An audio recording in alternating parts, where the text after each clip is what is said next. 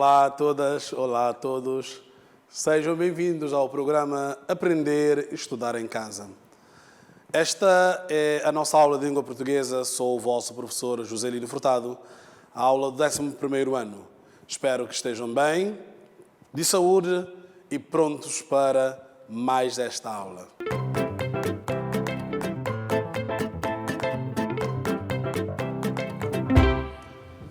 Ora bem, para a nossa aula de hoje, vamos ver aquilo que trouxemos para trabalhar juntos, para podermos construir, digamos, este grande edifício do conhecimento.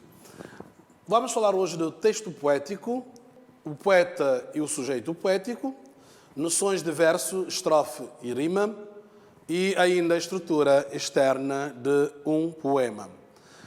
Se ainda se recordam, na aula anterior, nós afloramos um pouco sobre este tipo de texto, o texto poético. Certamente recordam daquilo que nós falamos. O texto poético pertence a que tipo de texto? É texto literário ou é texto não literário? Como? Muito bem. O texto poético é um texto literário. Nós falamos isso na aula passada. Assim, também ainda, vamos ver em forma de síntese aquilo que nós tratamos na aula anterior. Falamos do texto literário, que é uma construção textual de acordo com as normas da literatura, tem uma função artística, estética e subjetiva, e a construção das narrativas ficcionais. Enquanto que os textos não literários são informativos e com referencial. Eu espero que isto ficou claro e já agora consigam diferenciar e distinguir um texto literário do texto não literário. E hoje vamos centrar, digamos assim, a nossa atenção num dos textos chamados e denominados de textos literários, que é o texto poético. Vamos falar da poética, do sujeito poético e algumas mais coisas dentro deste mesmo texto. Um texto é um conjunto de signos codificados num sistema com o intuito de transmitir uma mensagem. E nós já havíamos explicado isso em termos de adaptação da nossa situação de comunicação para melhor comunicar. Nós já falamos também que o texto, ou seja, que a língua, aquela dupla realização oral e escrita, a escrita é uma convenção, nós já falamos disso. E vamos ver que a poesia, por sua vez, está associada à carga estética das palavras, especialmente quando estão organizadas em verso. E nós também afloramos um pouco na aula anterior, quando nós falamos da estética, da beleza, não é? Portanto, digamos assim, da musicalidade, da objetividade, esta beleza que o próprio texto poético nos traz. O texto poético é, portanto, aquele que apela a diversos recursos estilísticos para transmitir emoções e sentimentos, respeitando os critérios de estilo do próprio autor. Se nós verificamos em Cabo Verde e outras partes do mundo, temos excelentes homens e mulheres que fazem poesias interessantes. Eu acho que há ali alguns alunos também que já começaram, né, nesta lida da pena com o papel, tentar inventariar ou trazer alguns versos interessantes. Se não, tente fazer e apresente ao professor. Quem sabe um dia você poderá ser um excelente escritor, um excelente poeta, uma excelente poetisa. Tenta, porque se não tentar, não saberá se conseguirá fazer. É preciso tentar. E acho que poderão fazer isto. E estamos aqui também para a construção e cada vez melhor das nossas aprendizagens e dos nossos conhecimentos. Os primeiros textos poéticos, por sua vez, foram criados para serem cantados. Por esse motivo, eles, até aos dias atuais de hoje, apresentam uma certa musicalidade. Há poemas que são perfeitos, encaixam perfeitamente dentro de uma melodia ou de uma música, quando os compositores fazem aquela pauta musical, e há palavras que são certinhas, mas há outras que nem por isso. Então, bom, as pessoas que estudam música sabem isto melhor do que eu, que aquelas coisas que entram, colcheia, essas coisas todas que não vou falar aqui, permite o quê? Adaptar, digamos assim, melhor forma possível aquelas palavras ou as letras na música ou na melodia. Mas vocês sabem que muitas vezes, também hoje em dia, raras vezes, ouvimos ou não ouvimos músicas com ritmadas, digamos assim, com rimas, uma certa frequência rimática. Sobretudo o hip-hop, não é? Traz muita rima, entre outras músicas também que trazem rimas interessantes. O mais habitual é que o texto poético esteja escrito em verso. Isto já falamos. E se chama poema ou poesia. Existem, no entanto, textos poéticos desenvolvidos sob a forma de prosa, que poderão também, digamos assim, aprofundar isto mais à frente com o professor nas aulas presenciais. Muito bem. Os versos, as estrofes e o rima compõem a métrica do texto poético. E vamos mais à frente ver esses aspectos todos. Sendo que um verso se caracteriza por uma linha de cada conjunto de versos que formam uma estrofe. E vamos ver isto na prática, como é que isto funciona. Às vezes falamos de versos, falamos de estrofes. Como é que é? Então, verso, uma linha, do poema, não? E estrofe, conjunto de linhas. Às vezes poderemos ter, digamos assim, construções fixas, mas podemos ter construções variadas. Ok? Depois também são coisas que vocês poderão aprofundar mais à frente. O texto poético apresenta-se normalmente em verso, conforme já falamos, e tem como objetivo despertar a sensibilidade do leitor. Chamamos poema a um texto escrito em verso. Verso é cada uma das linhas de um poema. E estrofe é o conjunto. Vamos ver aqui o exemplo que nós temos aqui.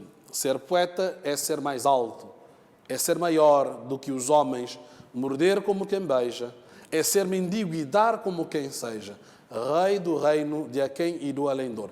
Temos aqui, tanto verso, esta linha, e conjunto de versos, temos uma estrofe. Muito bem. Então, é o exemplo que nós podemos dar. E depois vocês poderão também ter outros exemplos, ou os exemplos são variados, que vocês podem encontrar. E a estrofe, já falamos, né? Conjunto de versos, muito bem. Portanto, conjunto de versos separados por um espaço. As estrofes têm uma designação diferente em função do número de versos.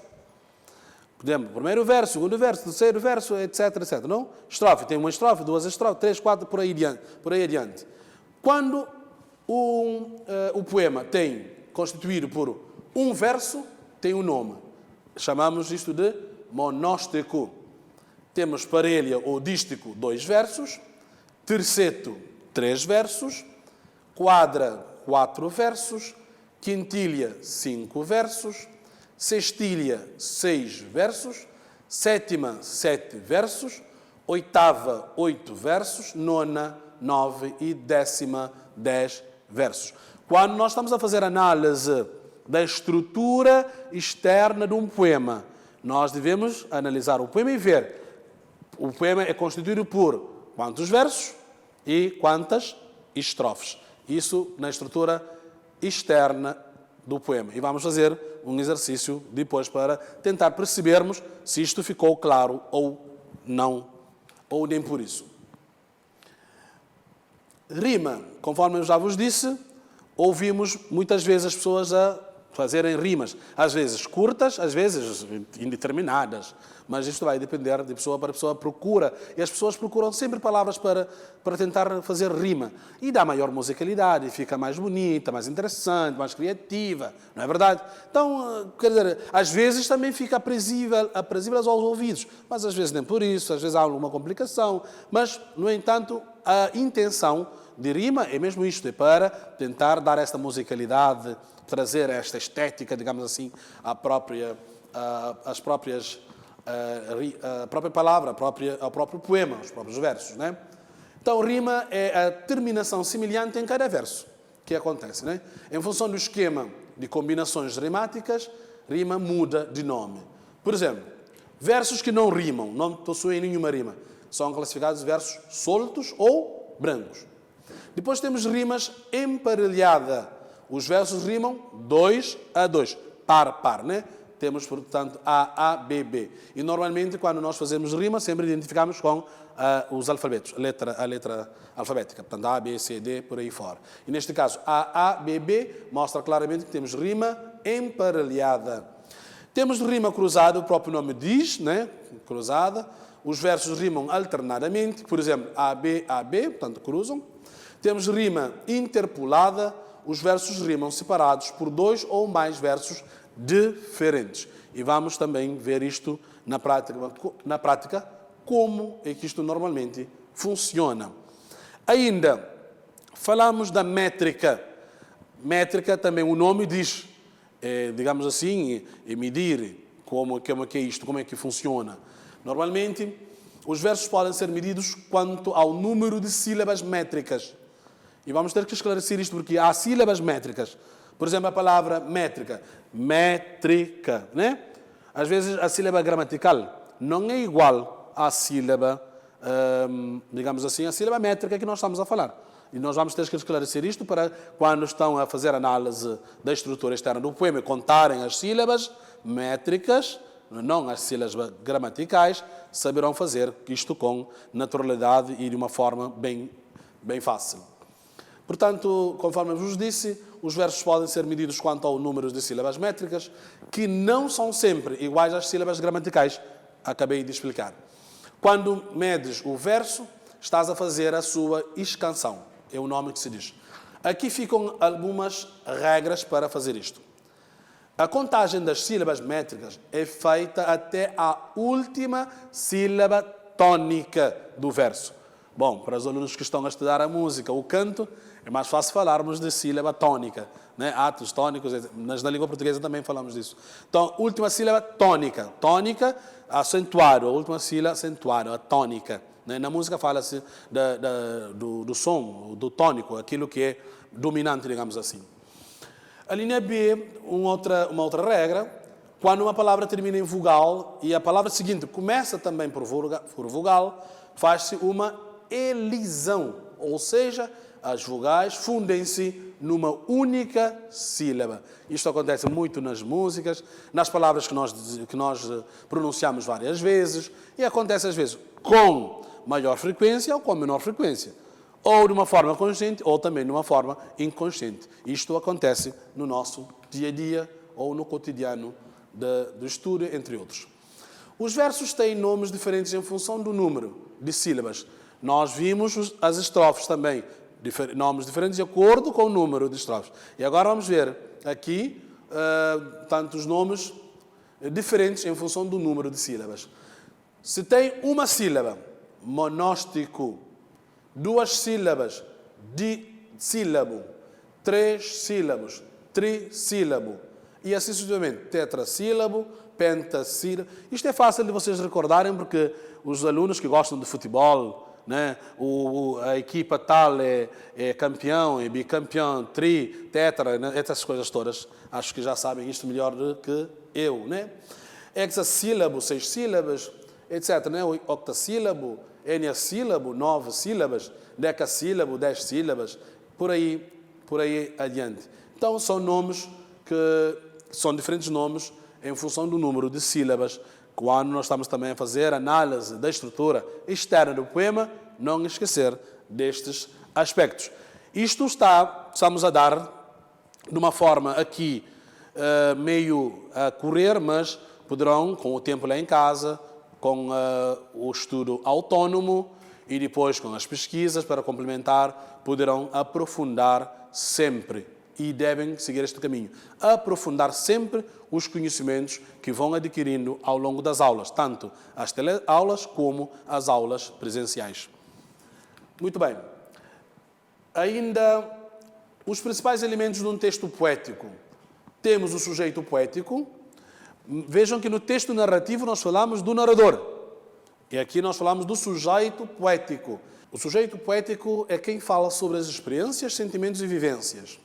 O verso, já falamos, é cada uma das linhas que fazem parte do poema. Estrofe é o conjunto de versos separados por um espaço em branco.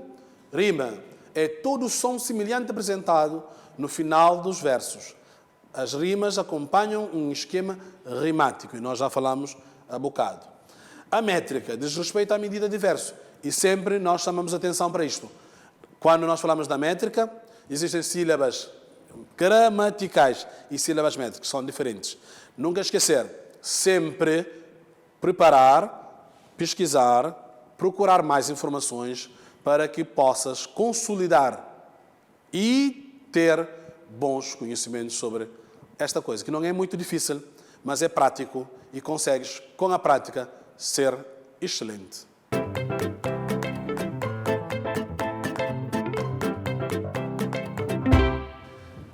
Depois de falarmos de texto poético, sujeito poético, versos, rima, estrofe e métrica, vamos fazer um pequeno exercício. Vamos ver se conseguiremos ver o que é que isto nos traz. Muito fácil. De acordo com as características do texto poético, das informações seguintes, identificas que são corretas. 1. O poema deve ser construído sob forma fixa, sempre preservando elementos como a métrica e a musicalidade dos versos. Sim ou não? 2. O poema caracteriza-se por ser centrado em um trabalho peculiar com a linguagem. Em geral, reflete o momento e o impacto dos factos sobre o homem. Certo? Ok. 3. O poema diferencia-se dos demais gêneros por ser escrito em versos e por possuir um ritmo mais marcado que o ritmo da prosa. 4. A poesia não é exclusividade do poema, ela é uma atitude subjetiva que pode estar nas mais variadas manifestações artísticas. Estas pequenas frases, pensem, reflitam e vejam quais é que parecem ser as corretas.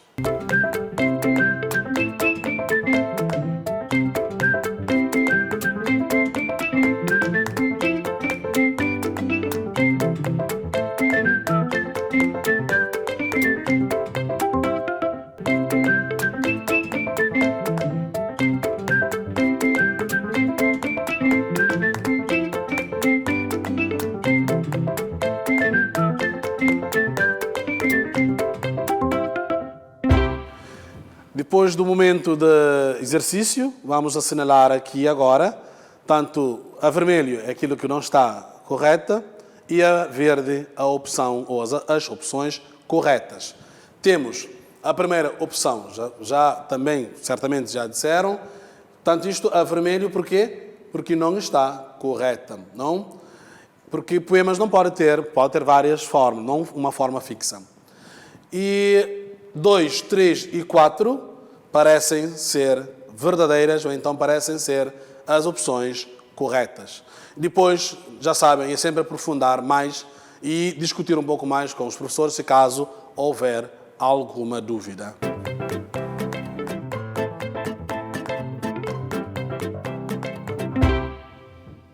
Depois de falarmos desses aspectos todos, vamos tentar consolidar com um pequeno trabalho de casa tudo aquilo que falamos até agora. E TPC consiste no seguinte: sobre a linguagem poética, indica das opções apresentadas as que são incorretas. A linguagem poética faz uso de diversos recursos estilísticos, entre eles as figuras de linguagem. B. As figuras de linguagem em um poema têm como objetivo despertar sensações no leitor e impactá-lo, possibilitando que ele crie imagens a partir desse impacto. C. A linguagem poética é estritamente autobiográfica. É impossível desvencilhar o poeta de sua criação. A linguagem poética, por último, D. A linguagem poética não possui compromisso com a objetividade. Ela pode ser subjetiva e ambígua, oferecendo ao leitor diferentes possibilidades de interpretação. Com este TPC, na verdade, ajuda-nos a consolidar um pouco aquilo que nós falamos até agora.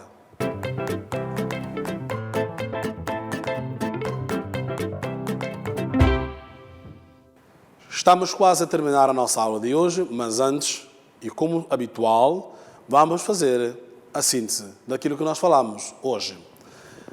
Falamos do texto poético, o sujeito poético. Vimos que o texto poético é aquele que apela a diversos recursos estilísticos para transmitir emoções e sentimentos. Falamos de verso, que é cada uma das linhas de um poema, estrofe, conjunto de versos separados por um espaço, e vimos a classificação em função do número de verso. Falamos da rima, que é a terminação semelhante em cada verso, o som. Né? A métrica, os versos podem ser medidos quanto ao número de sílabas métricas, e nós vimos como é que isto funciona, e ainda os principais elementos do texto poético. Sujeito poético, verso, estrofe, rima e métrica. Foi o que nós falamos hoje. Não esquecer nunca de sempre trazer e procurar mais informações e ainda levar as dúvidas para as aulas presenciais. Assim terminamos a nossa aula de hoje do programa Aprender e Estudar em Casa. Fiquem seguros, espero ver-vos na próxima aula.